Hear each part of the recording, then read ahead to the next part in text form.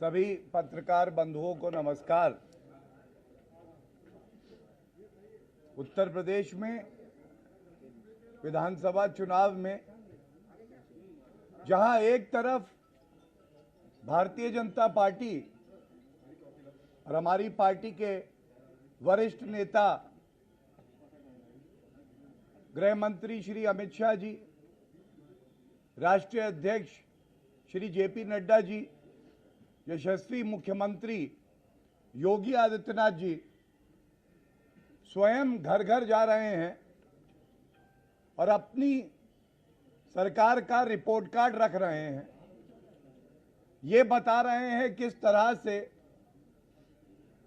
जनमानस का विकास हुआ है,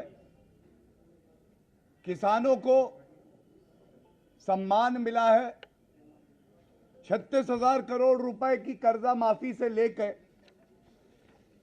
प्रधानमंत्री किसान सम्मान निधि, हर साल 6,000 रुपए देने की जो हमने बात रखी थी उसको पूरा किया है। ये अपने आप में दर्शाता है कि जब उत्तर प्रदेश में कर्मठ, ईमानदार और मेहनती मुख्यमंत्री 5 साल दिन रात जनता की सेवा करता है तो उसमें यह हौसला होता है कि वो जनता के द्वार पे जा सके, उनका आशीर्वाद ले सके। लेकिन बड़ी विचित्र बात है, विपक्ष में समाजवादी पार्टी जनता के द्वार पे जाने की हिम्मत नहीं जुटा पा रही। अखिलेश यादव जी ये हिम्मत नहीं जुटा पाए हैं कि वो जनता के द्वार जा पाए, और इसकी वजह साफ है। अगर बात करें पश्चिमी उत्तर प्रदेश की, तो जब वो जनता के द्वार जाएंगे तो जनता पूछेगी, ये बताइए कि हिंदू परिवारों का पलायन हुआ तो आपने आंखें क्यों मूंद ली? जनता पूछेगी कि जो पलायन कराते थे आपके समय में, उनको आप इनाम और सम्मान देके टिकट दे रहे हैं। जनता पूछेगी कि हजारों करोड़ रुपया गन्ना किसानों का बकाया क्यों रहा अखिलेश जी? जनता यह भी पूछेगी कि भारतीय जनता पार्टी की प्रदेश सरकार ने यह सुनिश्चित किया कि 25 करोड़ टीके लगे कोविड के समय में, सुरक्षा कवच बने, तो आपने कहा मैं टीका नहीं लगवाऊंगा, यह बीजेपी का टीका है। कोविड की महामारी में जहां एक तरफ भारतीय जनता पार्टी उत्तर प्रदेश की जनता को अपना परिवार मानती है, इसलिए उनकी सेवा में लगी थी, वहीं समाजवादी पार्टी के अध्यक्ष अपने बंगले में थे, किसी का फोन नहीं लेते थे वो। और ये कहना गलत नहीं होगा, जिन समाजवादी पार्टी के नेताओं की हाथ में थी गन, आज किसानों की ताकत ने उन्हें कर दिया है मजबूर और उनके हाथ में है अन्न। ये किसानों की ताकत है। हाथों की गन जो है पीछे रख दी गई है, लेकिन हर कोई जानता है कि ये लाल टोपी लगाने वाले केवल लाल खून बहा सकते हैं, अराजकता फैला सकते हैं। जिनको समाज रिजेक्ट कर देता है उसको समाजवादी पार्टी एक्सेप्ट कर लेती है और टिकट देती है। आज एक ढोंग हुआ, एक नाटक भी किया जा रहा था। हाथ में लाल पोटली थी, बात कर रहे थे कि कारखाने लगवाएंगे। अरे अखिलेश जी, जब आप सत्ता में थे तो आपने एक सुई का कारखाना भी नहीं लगाया। अगर सुई का कारखाना लगा दिया होता तो ये जो पोटली का नाटक आज चल रहा है, ये पोटली फट गई। और इसमें क्या निकला अभी मैं बताता हूं, लेकिन वो सुई के कारखाने से अपनी पोटली को सिल लेते और आपकी जो ये घिनौनी राजनीति है ये सबके सामने ना आती।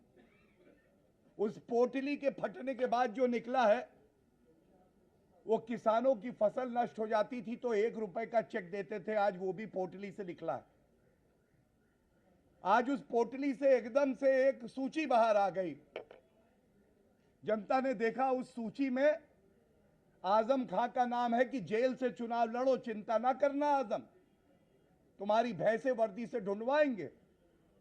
और जो किसानों की तुमने जमीन हड़पी है ना, चिंता ना करना, वो वापस दिलवाएंगे। वो उस पोटली में से निकला जो फट गई थी, जो अखिलेश जी पकड़े थे। उस पोटली में से वो सूची भी निकली जो चीनी मिलें बंद हो गई थी। और मुझे याद है, क्योंकि राजनीति के गजनी तो केवल अखिलेश यादव हैं, ये चीनी मिल इसलिए बंद हुई क्योंकि जो उद्योगपतियों की प्राइवेट चीनी मिलें थी, उनके लिए एक शुगर पॉलिसी लाई गई थी जिसमें सब्सिडी दी जाती थी। तो अखिलेश जी, आपकी पोटली में से वो सूची निकली जो सहकारी चीनी मिलें थी, जो बंद आपने कराई, लेकिन हमने उन्हें पुनः खुलवाया क्योंकि हमें किसानों की चिंता है। हम किसानों का कर्जा माफ करते हैं और आप उद्योगपतियों को सब्सिडी देते थे, ये फर्क है।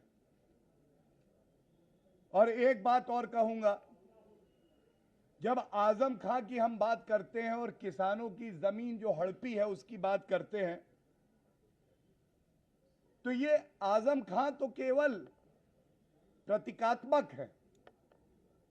कोई ये नहीं भूला है कि जिले जिले में लाल टोपी लगाए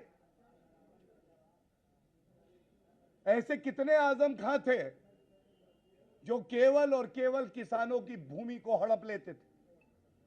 किसान रोता था, अपना दर्द बताने के लिए चाहता था कि तत्कालीन मुख्यमंत्री अखिलेश यादव जी से बात हो जाए, लेकिन जैसा कहा जाता था कि 5.5 मुख्यमंत्री हैं, तो लोग कहते थे आधा कौन है, तो लोग कहते थे अखिलेश यादव हैं। तो वो आधा मुख्यमंत्री इतनी हिम्मत नहीं जुटा पाता था कि किसानों की बात कर सके। और इतना ही कहना आवश्यक होगा, एक ढोंग और किया है जिसको आपके बीच में मैं उजागर करना चाहता हूं। ये पढ़ाई लिखाई, कानून से, संविधान से समाजवादी पार्टी का कभी कोई वास्ता रहा ही नहीं है। केवल संविधान को चोट लगाएंगे, संविधान की मर्यादा को तार तार करेंगे। किस बात का संकल्प और झूठ लेते हैं अखिलेश यादव जी? आप कहते हैं कि 15 दिन में किसानों का, गन्ना किसानों का हम भुगतान करेंगे। पहली बात तो अभी सत्ता में आप आएंगे नहीं, 3-4 दशक का इंतजार है। वो जो कल आप कह रहे थे ना कि मेरी उड़ान को रोक दिया गया, अखिलेश जी आपकी उड़ान को तो जनता ने 5 साल पहले रोक दिया। और वो इसलिए रोक दिया कि आपको केवल सफाई महोत्सव करना था। वो लंदन से बग्गी आनी थी क्योंकि परिवार के सदस्य का जन्मदिन था। गरीबों की चिंता किसी ने करी है तो भारतीय जनता पार्टी ने करी। 80 करोड़ भारतीयों को मुफ्त राशन दिया भारत ने। 15 करोड़ उत्तर प्रदेश के नागरिक हैं जिन्हें मुफ्त राशन मिला। और आप आज मजाक उड़ा रहे थे। किसी का दर्द आप बांट नहीं पाए, किसी की आंख का आंसू आप पोंछ नहीं पाए। यह हक आपको नहीं है अखिलेश जी कि आप मजाक उड़ाएं। उन परिवारों से पूछिए जिनको अन्न मिला, जिनको टीके के रूप में सुरक्षा कवच मिला, आज वो धिक्कारते हैं आपकी राजनीति को, जिसमें आपने उसे बीजेपी का टीका बताया। और 15 दिन की जो बात है, ये कानून है उत्तर प्रदेश का। इस कानून में लिखा है कि 15 दिन के अंदर भुगतान होगा। यह दुख की बात है कि यह कानून आप पढ़ते नहीं हैं। यह 5 से 6 दशक पुराना कानून आपको प्रतिबद्ध करता था कि आप किसानों का भुगतान, गन्ना किसानों का 15 दिन में करें। जो कानून में लिखा है वो कहते हैं कि मैं करूंगा, वो आप करने के लिए प्रतिबद्ध होना चाहिए था, लेकिन आपने नहीं किया। और गर्व से हम कह सकते हैं कि गन्ना किसानों का भुगतान इस कानून का पालन करते हुए, संविधान का पालन करते हुए भारतीय जनता पार्टी की सरकार ने किया है। हजारों करोड़ का आपका बकाया, और पिछले 5 वर्षों में 1.5 लाख करोड़ रुपए गन्ना किसानों को अगर किसी ने भुगतान किया है तो वो हमने किया है। इसलिए हम जनता के घर जा सकते हैं, उनका फाटक खटखटा सकते हैं और आशीर्वाद मांग सकते हैं। आपको तो ये डर है कि कहीं अगर मैं पश्चिमी उत्तर प्रदेश में किसी घर का फाटक खटखटा दूं और वो फाटक कहीं हमारे जाट समुदाय भाई का निकले तो मेरा दूसरा वोट बैंक ना खिसक जाए। आपने हमेशा सांप्रदायिक राजनीति करी और हमने राजनीति करी तो सेवा भाव से करी। हमने इस भाव से करी कि इससे कोई फर्क नहीं पड़ता है कि कोई किस समाज का है, किस धर्म का है। केवल एक मूल मंत्र है, सबका साथ, सबका विकास, सबका विश्वास। और इसीलिए मैं कहूंगा, कल चुनौती देके हमने कहा था कि विकास के मुद्दे पे, कानून व्यवस्था के मुद्दे पे अगर हो सके तो 2 शब्द बोलिए और बहस करिए। यह भी चुनौती दी थी कि आजम खां को टिकट आपने दिया है तो साफ संदेश दिया है कि तुम किसानों की जमीन हड़पो, हम तुम्हारे साथ हैं। और एक संदेश प्रदेश के यशस्वी मुख्यमंत्री जी ने भी दिया है, किसानों की जमीन की तरफ अगर बुरी नजर उठाई तो तुम जेल की सलाखों के पीछे होगे। इस पूर्ण विश्वास से ये चुनाव हम लड़ रहे हैं। आम जनता से लेकर किसान, महिला, युवा, मजदूर, हर कोई देख चुका है कि साफ नीयत से कोई काम करता है तो वो भारतीय जनता पार्टी है। और हमें विश्वास है कि जिस दृढ़ संकल्प से हम लोग जनता के बीच में जा रहे हैं, 10 मार्च को पुनः भारतीय जनता पार्टी की सरकार बनेगी।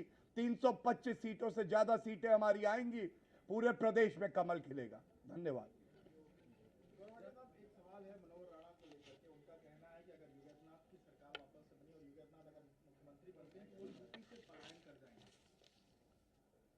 देखिए, मैं इतना ही कहूंगा कि एक तरफ भारतीय जनता पार्टी केवल विकास विकास, कानून व्यवस्था की बात कर रही है और दूसरी तरफ समाजवादी पार्टी की बी टीम इस चुनाव को सांप्रदायिक बनाना चाहती है, ध्रुवीकरण कराना चाहती है। सरकार तो भारतीय जनता पार्टी की ही बनेगी। उत्तर प्रदेश में हर कोई सुरक्षित है और किसी को अगर डर लगता है तो वो भू माफिया हैं, वो अपराधी हैं, बलात्कारी हैं, डकैत हैं।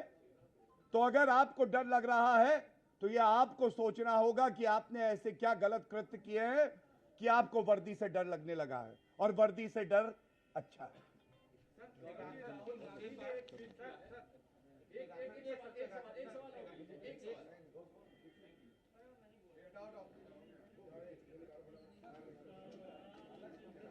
अंकुश भाई,